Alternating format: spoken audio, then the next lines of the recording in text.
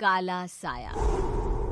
यूं तो बनारस घाट अपनी खूबसूरती के लिए बहुत प्रचलित है, पर घाट के किनारे कई राज लिए बैठे हैं।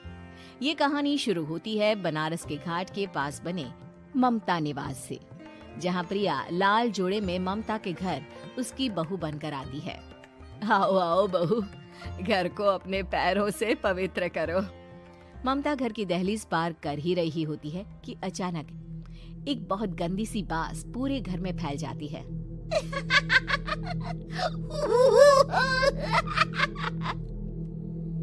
ये बदबू और ये आवाजें, ये कौन हंस रहा है माँ? अब ये पड़ोसी ना हमारे थोड़े अलग से है। कहाँ हम शाकाहारी और ये मांस मच्छी खाने वाले। छोड़, तू ध्यान मत दे और गृह प्रवेश कर। और हाँ बहू, अपनी सास की एक बात हमेशा याद रखना, इन पड़ोसियों से तो कभी बात नहीं करेगी। अच्छे लोग नहीं है ये। अपनी सास की ये बात मानेगी ना बेटा? हाँ माँ, जो आपकी मर्जी, मैं उनसे बात नहीं करूंगी। अगले दिन प्रिया अपनी पहली रसोई बनाने रसोई घर में जाती है। ये छो की बात तो नाक में जा रही है। एक काम करती हूँ, खिड़की खोल देती हूँ। प्रिया खिड़की खोलने जाती है। इतने जाले, लगता है इस खिड़की को कभी खोला ही नहीं गया। पर ऐसा क्यों? ओह, नॉन वेज की स्मेल आती होगी ना। 2 मिनट के लिए खोल लेती हूँ, फिर बंद कर दूंगी। प्रिया खिड़की खोलती है। खिड़की खोलते ही उसकी नजर सामने वाले घर की खिड़की पर पड़ती है, जहाँ एक लड़की खड़ी होती है। हाथों में मेहंदी, लाल रंग की साड़ी, बिल्कुल सजी धजी, मानो प्रिया की तरह ही वो भी नई नवेली बहू हो। वो प्रिया को देखकर मुस्कुराती है। हे भगवान, माँ ने तो इनसे बात करने को मना किया था। प्रिया फौरन ही खिड़की बंद कर देती है और तवे पर चढ़े रोटी की ओर देखने लगती है, पर वहाँ रोटी न होकर मछली पड़ी होती है। ये क्या? पहली ही रसोई में इतनी बड़ी गलती। हे भगवान, अब मैं क्या करूं? प्रिया बहुत डर जाती है और फौरन रसोई की सफाई करने और फिर सभी के लिए खाना बनाने लग जाती है। जब वो सबको खाना परोसती है, सब तो ठीक है, मैं बेकार में चिंता कर रही थी। हे भगवान, ऐसे ही बस अपनी कृपा बनाए रखना। रात के वक्त जब सब सो रहे होते हैं, तब प्रिया को पायल की आवाज सुनाई देती है, जिससे उसकी आंख खुल जाती है। ये पायल की आवाज कहाँ से आ रही है?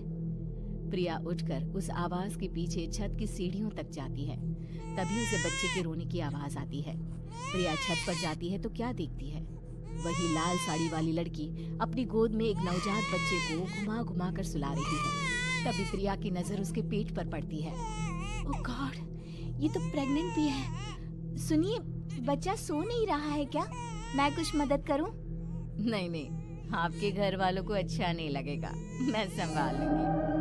स्नेहा की गोद से बच्चा हाथ मारकर प्रिया की गोद में आने को छटपटाने लगता है। दोनों घर अगल बगल में बने होने के कारण प्रिया उस बच्चे को गोद में ले लेती है। प्रिया के पास आते ही वो सो जाता है। बच्चे का वो स्पर्श रात भर प्रिया भूल नहीं पाती और अगली सुबह वो छत पर कपड़े सुखा रही होती है। तभी उसे एक औरत इशारा करके बुलाती है। स्नेहा कह रही थी बाबू तुम्हारी गोद में आते ही सो गया। मैं गौरी, स्नेहा की माँ हूँ। बहू, घर आना, बाबू को खिला भी लेना। शाम को जब घर पर कोई नहीं रहता, बच्चे से मिलने के लिए प्रिया छिपकर अपनी पड़ोसन के घर चली जाती है और कुछ देर बच्चे को खिलाकर वापस लौट आती है। इसके कुछ दिन बाद ही प्रिया को पता चलता है कि वो माँ बनने वाली है। ममता की खुशी का ठिकाना नहीं रहता।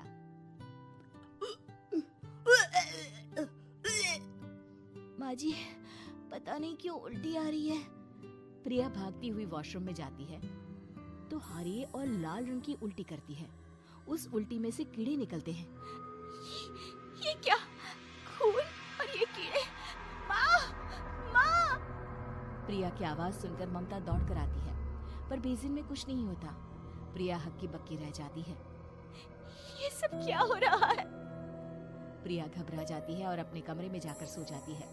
डर के कारण वो इतनी थक जाती है कि उसकी आंख लग जाती है।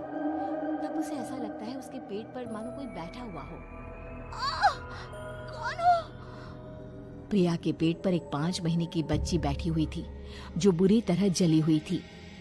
माँ, तुम ही मुझे लाई ना अपने पेट में। मैं तुम्हारी माँ नहीं हूँ। कौन हो तुम? माँ, देखो मैं जल गई बुरी तरह से। 6 महीने पेट में रहने को भी मुझे नहीं मिला। सहला दो ना माँ। बचाओ, बचाओ, माँ! ममता दौड़कर कमरे में आती है। प्रिया की बातें सुनकर वो सब समझ जाती है। तू कहीं बगल वाले घर में तो नहीं जाकर आई ना बहू? मुझे माफ कर दो, मैं गई थी माँ। उस घर में सब मरे हुए हैं बहू। कई साल पहले स्नेहा उस घर में बहू बनकर आई थी। कुछ ही दिन में वो एक बच्चे को जन्म देने वाली थी। पूरा घर बच्चे के आने की खुशी में खोया था कि एक दिन अचानक उस घर में आग लग गई। सब बुरी तरह जलकर मर गए। गौरी आज भी दादी बनने का इंतजार कर रही है और इसीलिए स्नेहा ने अपना अजन्मा बच्चा तुम्हारी कोख में डाल दिया। ममता ये कह रही होती है कि पीछे से उसके पैरों को एक बच्चा पकड़ लेता है। दादी, दादी। माँ, स्नेहा की गोद में यही बच्चा था। ये बच्चा कौन है फिर? तेरी मौत है। तेरी भी दादी। जिस चीज का ममता को डर था वही हो गया। ममता निवास के ऊपर मौत ने चादर बिछा दी थी। प्रिया का पेट ऐसे बढ़ जाता है मानो 9 महीने का हो। 2 हाथ उसके पेट से बाहर निकलते हैं। बहू, संतोष को फोन कर, किसी पंडित जी को बुला बहू। प्रिया का पति भागता हुआ घर आता है। ये तो होना ही था माँ। तेरा पाप तेरे सामने आ गया तो तू सह नहीं पा रही है। स्नेहा घर में आग लगी नहीं थी, माँ ने लगाई थी, प्रॉपर्टी की लालच में। और वो बच्चा मेरी पहली पत्नी का बच्चा है, मेरा बेटा, जो कि उस आग की चपेट का शिकार हो गया था। मैंने तुमसे ये सब माँ के कहने पर छुपाया था। मुझे माफ कर दो प्रिया। तुम अगर चाहो तो यहाँ से जा सकती हो। मैं तुम्हें किसी भी बंधन में रखना नहीं चाहता। मेरी शादी हुई है आपसे, मैं आपको छोड़ नहीं सकती, पर उससे पहले हमें स्नेहा, उसकी माँ और बच्चे की आत्मा की शांति करवानी होगी। संतोष और ममता गौरी के घर जाते हैं। अंदर सब कुछ जला हुआ होता है। जमीन पर जली हुई लाशें बिखरी हुई थी। ममता रो रो कर अपने करने की माफी गौरी से मांगती है। प्रिया स्नेहा के घर वालों का अंतिम संस्कार करवा देती है और ममता निवास फिर से आत्माओं के साए से मुक्त हो जाता है।